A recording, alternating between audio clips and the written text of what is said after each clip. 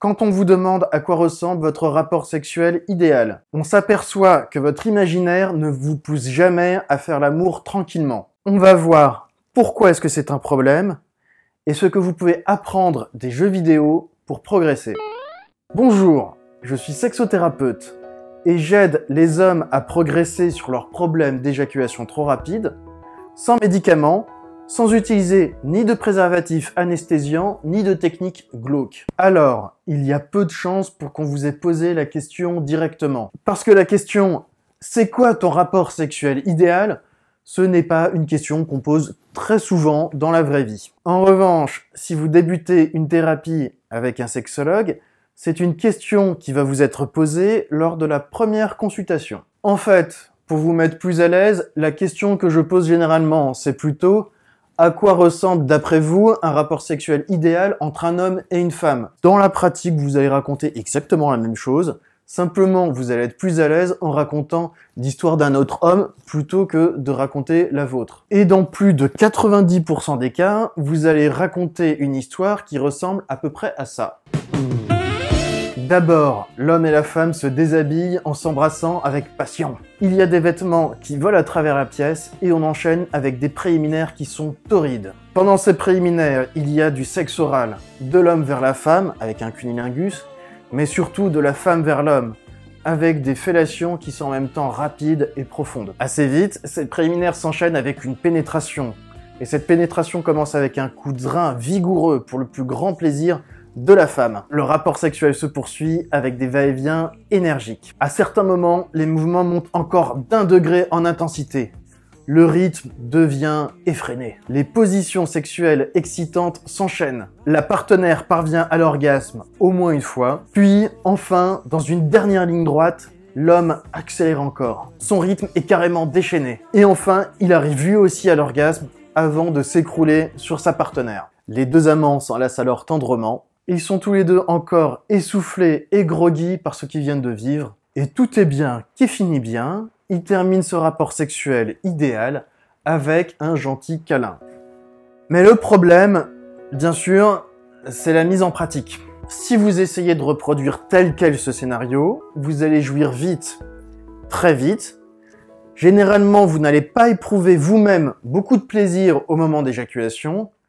Et surtout, il y a peu de chances pour que votre partenaire réussisse à parvenir à l'orgasme via cette pénétration. Et savoir qu'on ne peut pas vivre directement le rapport sexuel dans ton rêve, eh ben c'est un peu frustrant. On a tous, chacun de nous, moi comme vous, envie de vivre sa vie avec passion.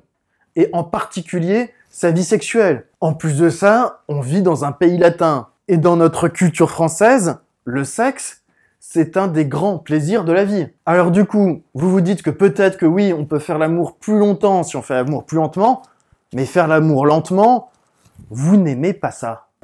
Est-ce que vous ne trouvez pas étrange que tous les hommes aient envie de faire l'amour de la même façon? Vous devez savoir que votre sexualité est comme une pièce de monnaie. Elle possède deux faces. D'abord, on a le côté pile. C'est la face de votre sexualité qui est automatique.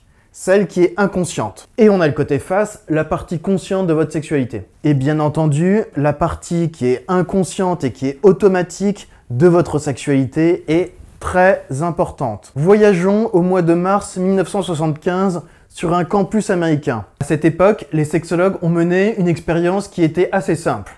Ils ont pris des hommes adultes au hasard, ils leur ont présenté des photos de femmes et ils leur ont demandé, d'après eux, quelles étaient les femmes physiquement les plus attirantes. Sans surprise aucune, à 96%, les hommes ont sélectionné les photos des femmes qui étaient jeunes et en bonne santé. La raison est très simple. Vous êtes un homme, vous avez un moteur interne qui est tourné vers la reproduction. Et donc, ce moteur, il a tendance à vous guider vers les femmes qui sont les plus fertiles. Et c'est ce même moteur tourné vers la reproduction qui fait que par atavisme, autrement dit par automatisme, vous êtes beaucoup plus attiré par des rapports sexuels qui sont rapides et vigoureux. Parce que d'un point de vue biologique, trouver une partenaire jeune, chasser les autres mâles et avoir avec cette partenaire des rapports sexuels vigoureux et rapides, ça reste la meilleure technique que la biologie ait jamais trouvée pour créer des bébés. Et malheureusement, ce qui pose problème, c'est que d'un point de vue biologique, la nature n'a absolument pas pris en compte l'orgasme féminin, parce que l'orgasme féminin, pour ce qui est de la reproduction, est absolument optionnel. L'autre raison pour laquelle votre imaginaire sexuel apprécie particulièrement les rapports sexuels rapides et vigoureux, c'est que chaque jour ou presque, vous regardez des contenus qui font la promotion de ce type de rapport sexuel. C'est le cas, bien entendu, de la pornographie. L'écrasante majorité des vidéos pornographiques que vous regardez mettent en scène des rapports sexuels qui sont extrêmement vigoureux. La raison pour laquelle ces types de vidéos sont aussi populaires, c'est qu'ils stimulent dans le cerveau des gens les récepteurs de dopamine qui leur donnent du plaisir. Mais il n'y a pas que la pornographie, les autres fictions font de même. Elles aussi, elles cherchent à vous faire vivre des émotions fortes. Prenons par exemple un film qui a eu beaucoup de succès comme Titanic. Il y a des courses-poursuites, il y a des explosions, il y a un iceberg, il y a des échanges de coups de feu, et bien entendu, il y a une scène d'amour.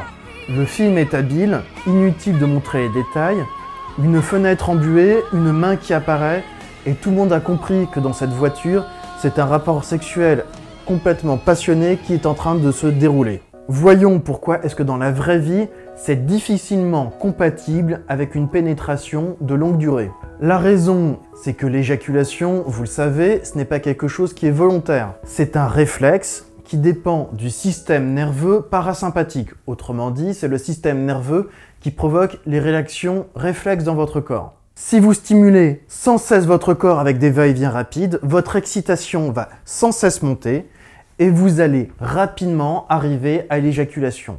Peu importe vos envies, vous ne pouvez pas en vouloir à votre corps de réagir ainsi. C'est aussi stupide que si vous commenciez à lui reprocher de trembler quand il fait trop froid, ou si jamais vous commenciez à lui reprocher de transpirer quand il fait trop chaud. Votre corps ne peut pas s'adapter à vos envies sexuelles. La seule stratégie qui marche, c'est d'adapter votre rapport sexuel aux limites de votre corps. Vous devez faire une chose dès votre prochain rapport sexuel, et cette chose, c'est de prendre conscience de ce qui est facile ou non. Dans beaucoup de jeux vidéo, au début d'une partie, on peut choisir son niveau de difficulté. Généralement, les niveaux de difficulté, c'est facile, normal, difficile. Eh bien, dites-vous qu'à l'avenir, pour vos rapports sexuels, c'est la même chose. Vous allez pouvoir choisir de jouer au niveau facile, normal ou difficile. Le niveau facile, c'est très simple. On ne fait aucun effort pour se retenir. On se lance donc dans un rapport sexuel qui va être tout du long très vigoureux et dont on sait dès le début qu'il va être rapide. Et attention, ce n'est pas forcément un mal. Parce que parfois aussi, les femmes n'aiment pas que l'amour tendre, elles aussi peuvent avoir envie de faire l'amour de façon bestiale. Parfois, elles vont être tellement excitées qu'elles vont réussir à parvenir à l'orgasme très rapidement et aussi rapidement que vous. Ou bien, si elles n'arrivent pas à l'orgasme aussi vite que vous, elles n'auront pas de problème si vous les faites parvenir à l'orgasme autrement qu'avec une pénétration. Et ce qui est curieux, c'est que bien souvent, si on demande à un éjaculateur précoce de ne prendre aucune précaution et de faire l'amour aussi vite qu'il le peut, eh bien curieusement, le plus souvent, il va durer plus longtemps que d'habitude. Ce n'est pas systématique, mais étonnamment, ça arrive souvent. Au niveau normal, vous allez rechercher un rapport sexuel au rythme lent et que vous allez faire durer. Votre courbe d'excitation va ressembler à ça.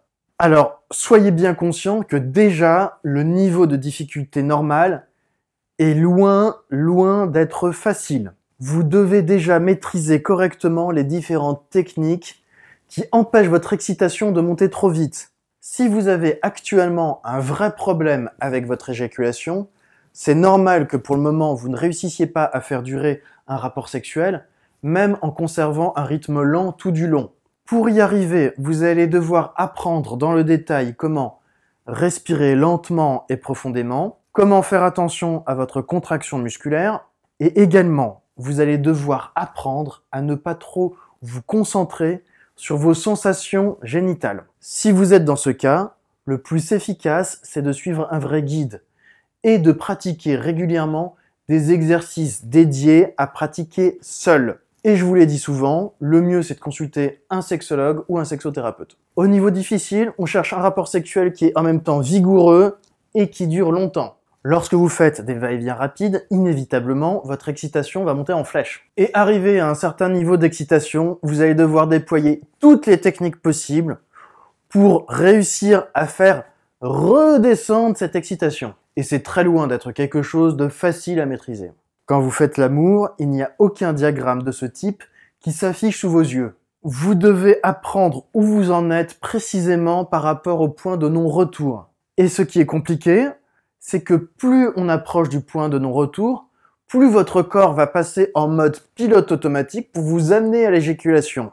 Votre niveau de conscience va avoir tendance à être réduit et la tentation de continuer juste encore un peu plus va être énorme. Et en plus de ça, dans l'idéal, on veut conserver malgré tout une fluidité dans le rapport sexuel.